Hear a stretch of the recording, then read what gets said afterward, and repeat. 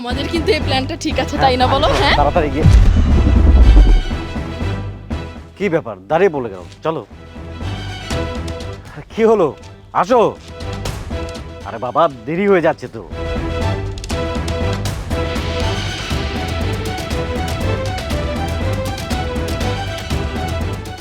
এটা একটা জাদু রেখা যদি কেউ রেখাতে পা রাখে তবে সে স্ট্যাচু হয়ে যাবে যতক্ষণ পর্যন্ত কেউ তারে স্পর্শ না করবে তবে সে স্বাভাবিক হবে না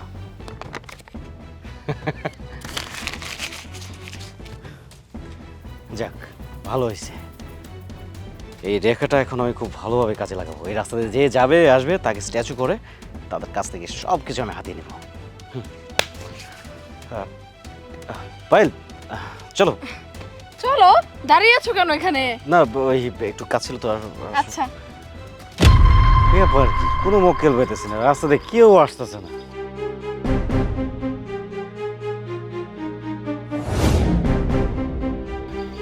পায়েলের বোন আসতেছে যাক এবার শালিরে দিয়ে শুরু করবো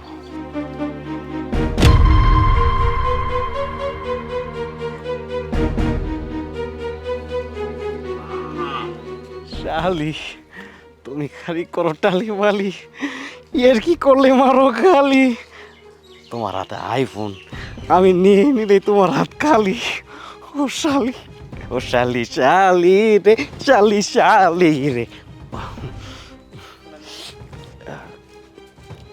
কোনোভাবে টাচ লাগানো যাবে না কি গো শালি চিল্লাও ও শালি ও শালি রে কোকিলা শিশির ভাই হ্যাঁ আপনি এখানে? আমি এদিক দিয়ে যাচ্ছিলাম তুমি এখানে দাঁড়িয়ে আছো আমার ফোন কোথায়? শিশির ভাই আমার আইফোনটা কোথায়? এই কতদিন আগে আমার মামা বিদেশ থেকে আমাকে আইফোনটা দিয়েছিল, তুমি তো দেখছোই। কই আমার আইফোন? আরে টেনশন করো না ফোন যদি তোমার হাতে থাকতো তাহলে তো ফোন দেখতেই পারতে আমার মনে হয় কি তুমি বাসায় রেখে আসছো যাও আরে না, আমি রাস্তা দিয়ে ফোন টিপতে টিপতে তো যাচ্ছিলাম, কিন্তু হুট করে আমার ফোনটা কই গেল? না না আঙ্কেলকে বলতে হবে হ্যালোসিলেশন হ্যাঁ তোমার আমার মনে প্রবলেম হয়েছে হ্যাঁ একটা সাইকিয়াট্রিস্ট দেখাতে হবে আচ্ছা ঠিক আছে তুমি বাসায় যাও গিয়ে ফোন খুঁজো যাও কি বলছো? আইফোন তো আমার হাতেই ছিল। আমার মামা না আমাকে খুব বকবে, আমি কত কান্নাকাটি করে আইফোনটা পেয়েছিলাম। হ্যাঁ আচ্ছা যাও তো গিয়ে দেখো বাসায় পেতেও পারো মা আমার ফোন।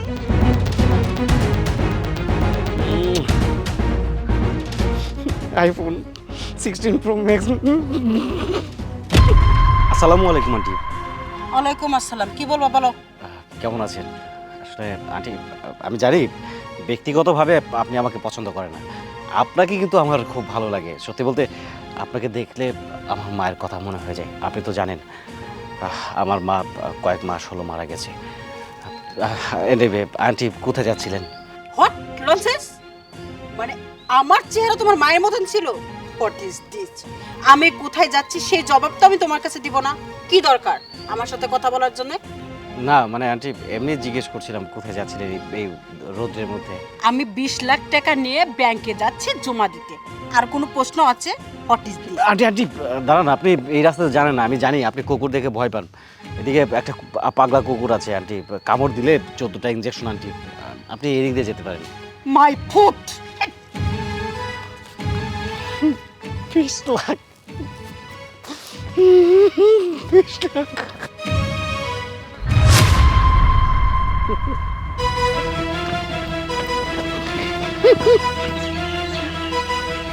আম্মা আমার জানের জান আম্মা আমার প্রাণের প্রাণ আমারে না দেখিলে বাঁচে না পড়ে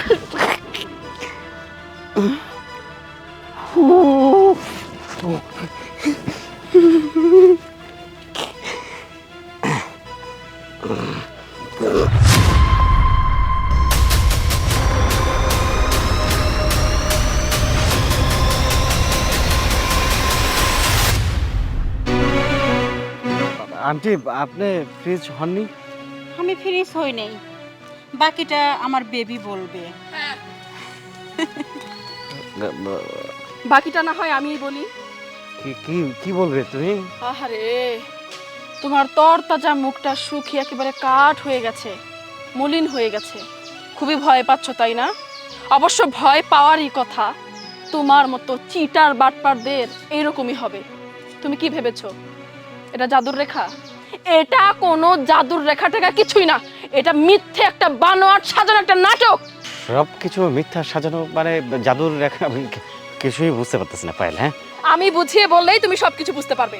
বোঝো তাহলে আমি বলি। মা, শিশির যে আমাকে কতটা ভালোবাসে সেটা আমি আসলে তোমাকে বলে বোঝাতে পারবো না। ও নিঃসন্দেহে ভালো একটা ছেলে মা। ওকে আমি বিয়ে করতে চাই। দেখো বেবি, তুমি আমার একটা মাত্র বেবি। অনেক কষ্ট করে তোমাকে মানুষ করেছি। তুমি আমেরিকা, লন্ডনের, থাইল্যান্ডের লেখাপড়া করেছো, বাংলাদেশের লেখাপড়া শেষ করছো। তাহলে আমার একটা কথা তোমার রাখতে হবে, তুমি বিয়ে শাদী করো, আমার দুঃখ নাই কে, কিন্তু ছেলেকে একটু যাচাই বাছাই করে নাও। আসলে চরিত্র কীরকম, লোভি টোবি না, আসলে কি তোমাকে মন থেকে ভালোবাসে নাকি। যদি আমার মতন তোমাকে ভালোবাসে তাহলে আমি রাজি। ছোট্ট একটা পরীক্ষা, যদি তুমি রাজি থাকো তাহলে আমি পরীক্ষাটা দিতে রাজি। পরীক্ষা? মানে তুমি কিসের পরীক্ষার কথা বলতে চাচ্ছ মা? একটু খুলে বলো তো আমাকে। শোনো বেবি, এখানে জোরে জোরে বললে তো সমস্যা। টিনেরও কান আছে, টিনও শুনবে। টিনও শুনে একটা লাগাই দিবে, একটু কানে কানে কান্না পাতো। এই বান্দির বাচ্চা, আমার একমাত্র মেয়ে পায়েল চৌধুরী, কোটি কোটি টাকার মালিক। যখন দেখেছিস সুন্দরীর টাকা আছে তখন তুই পটায় মটায় বিয়ে করতে চাইছিলি।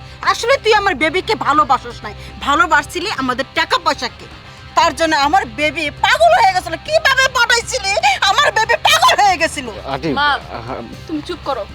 এই কথাগুলো বলে তুমি আর আমাকে লজ্জা দিও না। একে আমি ভালোবাসতাম, কিন্তু এখন বাসি না। এই প্ল্যানটা যদি আমি না করতাম, এর আসল রূপটা আমি জানতেই পারতাম না। এর সাথে কথা বলা মানে আমাদের সময় নষ্ট করে। এখান থেকে চলো তো। পায়েল, আন্টি আমার ভুল হয়ে গেছে, আই এম সরি। একটা চোর, একটা বদমাশ প্রতারণা করেছে আমার মেয়ের সাথে, একটা টাউট ব্যাপার। তোর ভাগ্য ভালো, সাত কপালে যে আমি পুলিশে তুলে দিলাম। নেক্সট টাইমে যদি দেখছি যে আমার মেয়ের আশেপাশে তুই ঘুরঘুর করছাস, আমি বেলের দিয়ে তোর চুল আমি চেঁচে নিব। কথাটা জানি মাথায় থাকে। বেবি চলো। হ্যাঁ মা, দাঁড়াও। হাই, আমার বোনের আইফোন 16 প্রো ম্যাক্স তোর কাছে দে। এসো মা।